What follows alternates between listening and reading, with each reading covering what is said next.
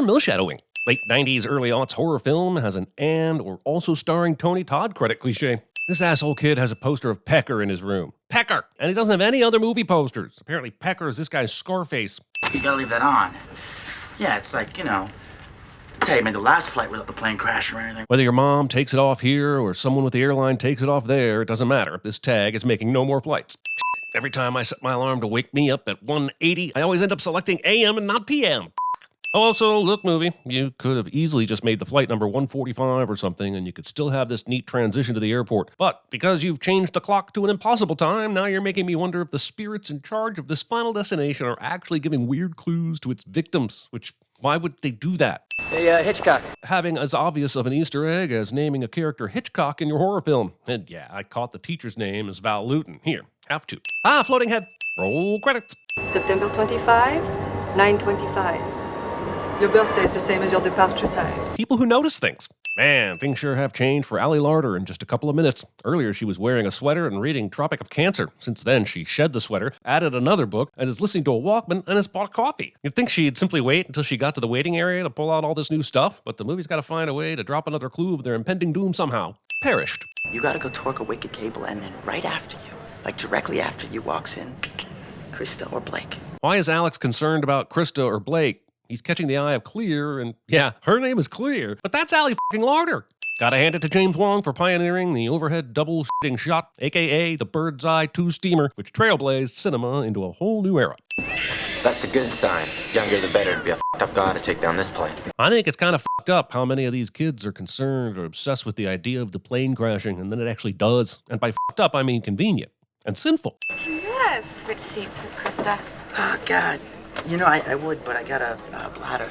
Dang. Todd says no to this because he wants one of these girls to sit next to him. But there are 3 seats here, and the only person who hasn't made it on the plane yet is Billy Hitchcock, who eventually sits in one of the middle rows. So why can't they all sit there? Even if there's a missing third person they'd have to negotiate and switch with. That's not a problem when they ask Alex if he can switch seats. So either these 2 girls need an empty seat for some reason, or Todd somehow didn't think to tell them they could all sit together without coming up with this shitty bladder problem issue.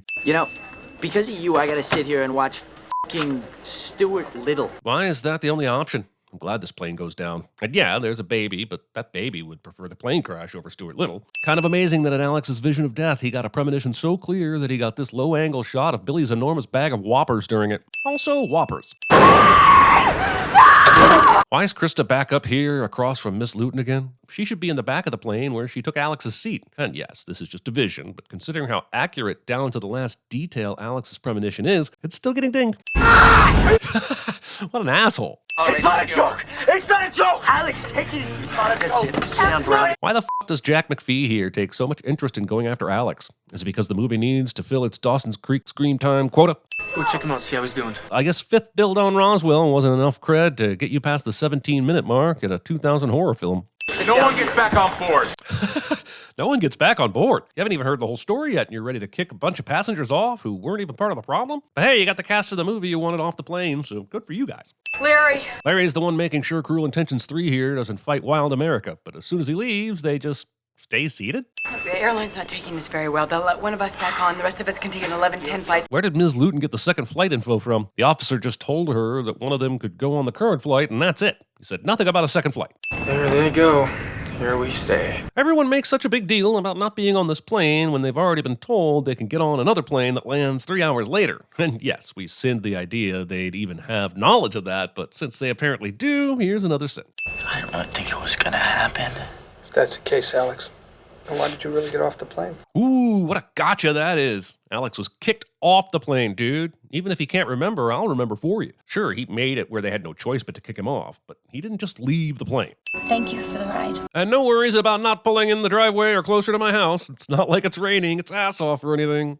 Amongst the travelers, a class of 40 students and 4 teachers. Wait, there were supposed to be 4 teachers on that flight? But Miss Luton was worried that the students would be flying to Paris without any supervision when she heartlessly sent Larry to his death a minute ago. There were at least 2 other teachers on board. Oh no, not lightning hitting the street, the horror. 39 days have passed since we lost our 39 loved ones, friends, and teachers. Okay, so let's do the math. 40 students, 4 teachers, a total of 44 people on the plane. We know one teacher, Laura Means, stayed behind. We know that Miss Minneapolis and her boyfriend Kyle Brody were ejected from the flight. Stifler was kicked off before you could even get on. Whipped Cream Bikini left on her own. That leaves his buddy discount Jake Gyllenhaal and the main character of this movie, Stan. I count 7 people who survived, which means 37 people should have died. Ecclesiastes tells us. Reading from Ecclesiastes, the book nobody understands why it was even included in the Bible. I took my driver's test last week at the DMV. Got a 70. It's the lowest score you can get, but I passed. America. I asked how Cynthia passed her. Will she say no? The fact that this asshat got to survive over a baby is reason enough to not believe there is a just God. Listen, I don't want you to take this the wrong way, man, but I miss you. You know. Ah, the year 2000, when you had to make sure your buddy knew that you weren't gay before you said something like this. The movie is at least 3% young men sitting on toilets, and that is at least 7% too much. Are Alex's parents okay with this obsession he clearly now has with figuring out what happened? Because this can't be healthy. And while many might argue that death is the main villain in these films, I'm thinking, at least in this one, it could be Ken and Barbara Browning. I mean, do you remember how they dropped off clear so far away from her front door in the rain? I don't need apples with bites taken out of them to know the Brownings are assholes. One of the headlines on this paper is Rally turns into all-night brawl, and when Alex grabs the paper to look at another article, we can see underneath that headline there's a story about the reconstruction of Kosovo featuring 0 brawls and even fewer rallies. Penis piercing. If this water is leaking from the waterline valve and not the toilet tank, then it wouldn't be blue, which would come from the toilet cleaner, and it would be clear. When Todd plugs in the radio, it's playing John Denver's Rocky Mountain High, and he's freaked out about it enough to unplug it. But when Alex brought it up in the bathroom stalls earlier, he didn't give 2 shits about. Oh wait, maybe he did. Also, I understand maybe freaking out about the song, but why not just change the station?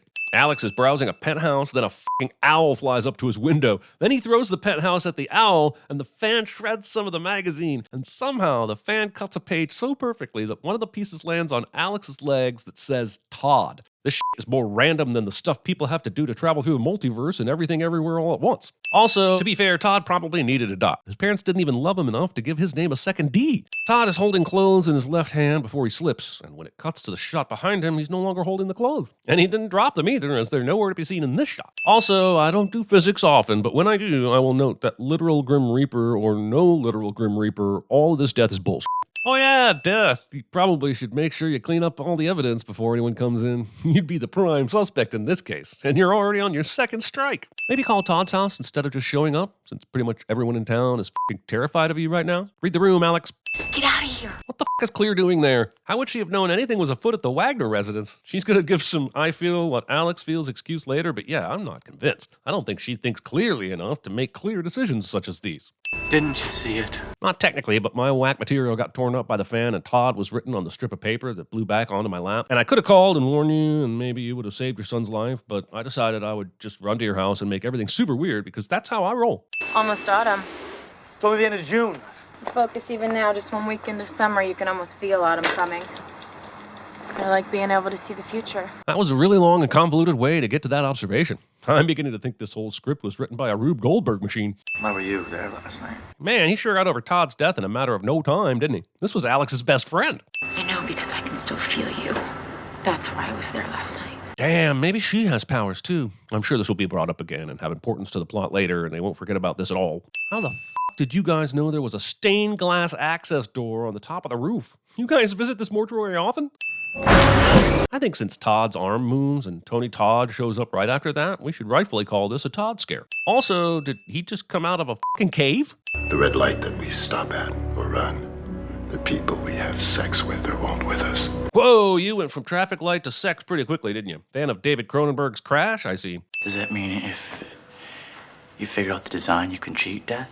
You've already done that by walking off the plane. Again, he was kicked off, but I'm having trouble figuring out Death's motives here since people regularly cheat Death all the time and go on living long, happy lives. This motherfucker truly feels cheated to the point that Death is like, I am now going to go out of my way to kill these people. If Death knows Alex can predict the future, it makes sense to go after him immediately. But everyone else got off the plane through sheer luck, like any asshole might at any time around the world. And sure, I can't prove Death's not doing this all around the world, but I choose to believe this is only happening in Alex's inner circle and therefore inconsistent and therefore sin.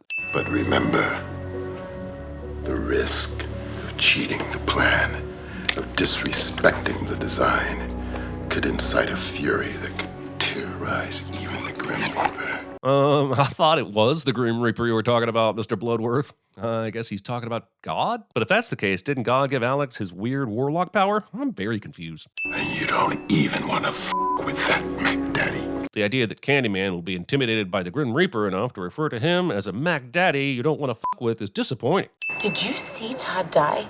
Did it happen again? Like on the plane? It didn't, and the movie never bothers to help us understand why. Why would Alex have the ability to see what happened on the plane, but is then just given oddly timed messages for the remainder of the deaths? Death doesn't want to be cheated again, I get, but Death did want to be cheated the first time, so clearly Death wasn't giving Alex the vision of the plane crash. So why isn't that power still working for him the same way? Alex gets the tingles when he sees a bus's reflection in the window, but it's not the same kind of clue he's been given throughout the movie. Nothing about Terry, who's going to die next, shows up. Like, not even Steelers legend Terry Bradshaw comes out of nowhere to give Alex a hint. Wow, f***ing everybody except Miss Luton is in the area right now for maximum coincidence. Oops, spoke too soon. Then you can just drop f***ing dead. Officer, I would like to report this bus driver for being a drunken maniac running over a girl who was clearly in the street for I definitely have time to break for her amounts of time. Also, there was absolutely no indication a bus was coming until it just showed up out of nowhere. Also, honorary sin for a projectionist we knew back in the day who used to crank the volume past 100 decibels during this bus scene. Also, let's rewind. When Terry started this rant, you can see a bulldozer or crane or some shit in the background. The whole street is fucking blocked. That's where the bus supposedly comes from. And yet nobody asks questions about how the bus literally came out of nowhere. Even more also! Check out this woman in the background as Alex and Carter look on in stunned, bloodied disbelief at what they just witnessed. She gives zero fucks about a bus slamming into someone. She's still taking orders. Fucking buses hit people all the time doesn't mean I can't ask if anyone wants refills. Did this movie just cut from Terry being obliterated by a bus and her blood on everyone's faces to Alex calmly enjoying a drink with an antacid in it? Because it did, and what the movie? It's clear, again. I have yet to come to terms with the fact that Allie Larder's name is fucking Clear. Her parents called her Clear. Clear Rivers, no less. The news broadcast then shows the path of the spark through the fuel line and concludes that it led to the fuel pump, causing the explosion. In the next shot, Alex is putting a piece of paper over the diagram, which is mysteriously changed to completely different seats with a different fuel line path. Also, this diagram of how the explosion would have killed everyone and in what order, which helps Alex figure everything out, is the most insane use of news position in a movie ever.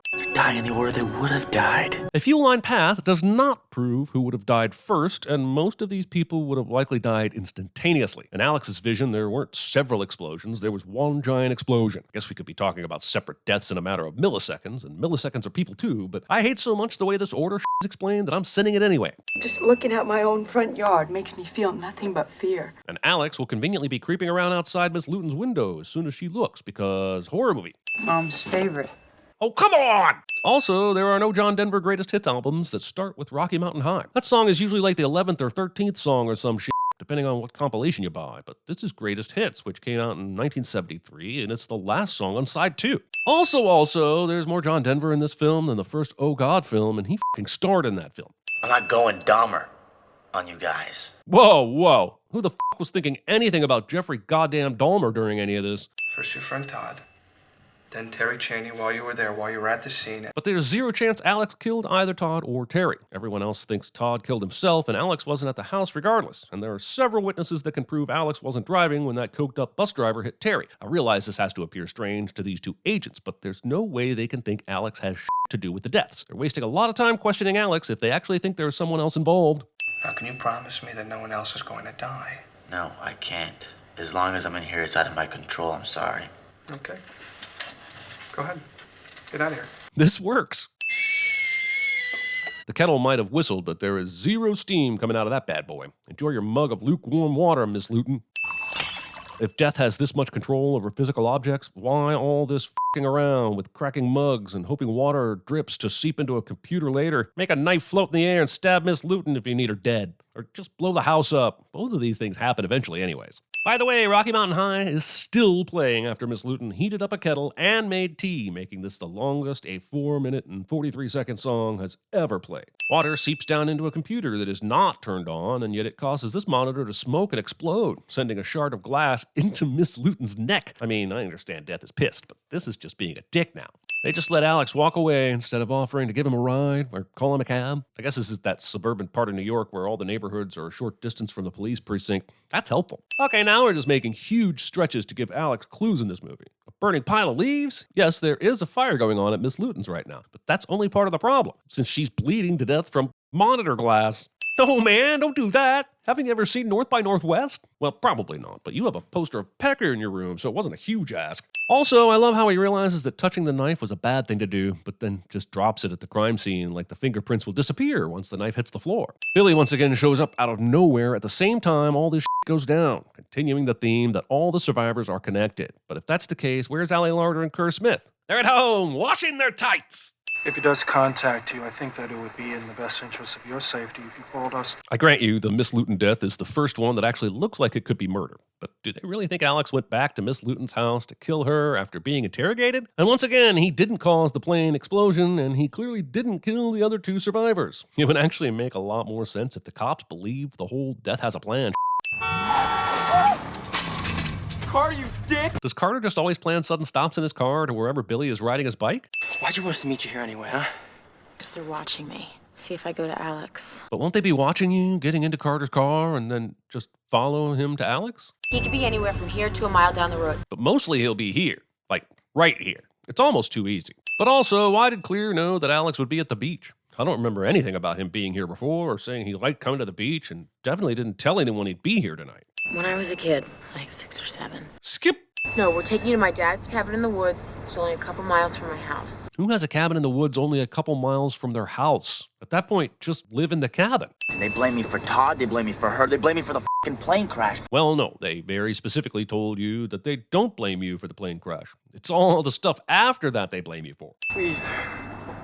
Tell me I'm gonna get to see the Jets win a Super Bowl. Well, no, not even if you survive this movie somehow. Of course not. Nobody's ever gonna see that. This train hits a car, and for the next minute, it will speed along like nothing happened, never stopping after hitting that car. Even if it takes a train a while to slow down, it never slows down, which ultimately leads to Billy's death. I guess this was the job the bus driver got after killing Terry. I saw it! I saw the belt! It didn't really tell you shit, though. None of these clues are really all that helpful. Ever since the beginning of the movie, and after that Penthouse magazine told you straight up that Todd was next, all the clues you've gotten since have been worthless. I saw the seatbelt! I knew it would rip! That's how I saved him, just like the plane. Yeah, even if I buy this, and I'm having a hard time doing so, I don't understand why you then didn't get a premonition about Billy's head getting lopped off his body right after that. Also, being this gratified that your theory was correct after seeing your classmate get decapitated. Baby, you're losing it, okay? Did we miss the start of a romantic relationship for Alex and Clear? Because why is she calling him baby? Have they been dating behind our backs this whole time? Wouldn't it have just been easier to throw anything that's not nailed down outside instead of using duct tape as if you're taping off a crime scene? No one will be seated as Alex opens up a metal can of pudding and eats it. Tetanus. Nice one.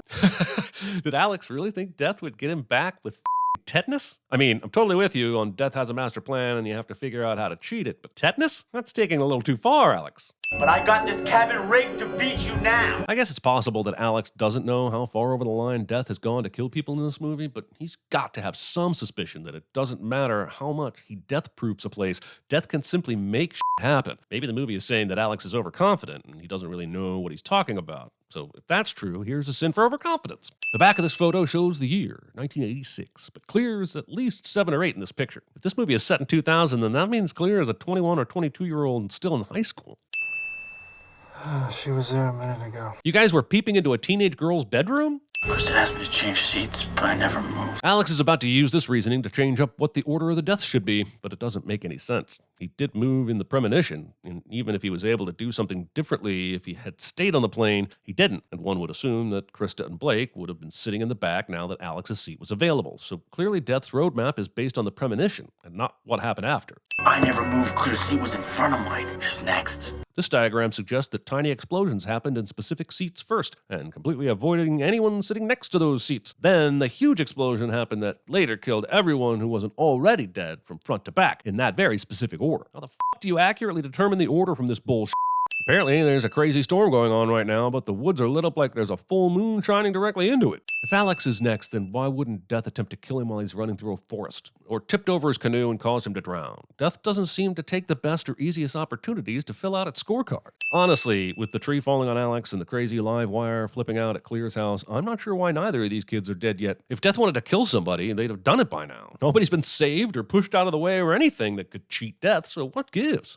When I do this, it'll skip you and it'll all be over. Death allows this conversation to happen. I realize this sounds redundant in this franchise, but Alex survives this. So wait, Clear and Alex are just cool with Carter now? So much so that a mere 6 months later, they go on a whole-ass trip to Paris with him? Carter was never cool in this movie, was never their friend, and man, he must have done a 180 during those 6 months for this to happen. And yes, Carter himself brings up how weird it is later, but he didn't earn this trip to Paris at the end. It's weird being here, huh? Did the FBI just give up on trying to arrest Alex for those weird deaths? Like, it makes sense they couldn't pin all of them to him, but the Miss Luton one had his fingerprints on a knife and his bloody footprints in the house. I guess if you survive death like Alex does, the FBI just leaves you alone for murders you may have committed. The path of the explosion determined the order of our deaths, right? Well, that's something you have said, but never proved. I'm skeptical. But moving on. How do we know that this isn't exactly what was meant to happen? That out of everyone on Flight 180, you, me, and Carter were meant to live. Because Carter almost got hit by a train and your car was about to become a bonfire with you trapped in it. And now Clear will conveniently see a vision of a bus that is about to hit Alex because, while death has a design, it likes to challenge itself. Kind of a nice touch that the 180 from this sign nearly kills Alex. Hardly any of the other deaths had anything this clever going on, but they saved one for the end. Anyway, here's a sin for that. Also, I guess Death Takes a Holiday was real in this world, and they waited 6 months to get back to killing the 3 survivors on the plane? Why was it so hell-bent on killing them for that 1 week over the summer? Did Death need to go to a basement and draw more blueprints? Just get me. So who's next? It's okay, Alex. I probably wouldn't bother to tell him either. Death and taxes? Yes. Death and taxes? Yes. What an odd pairing.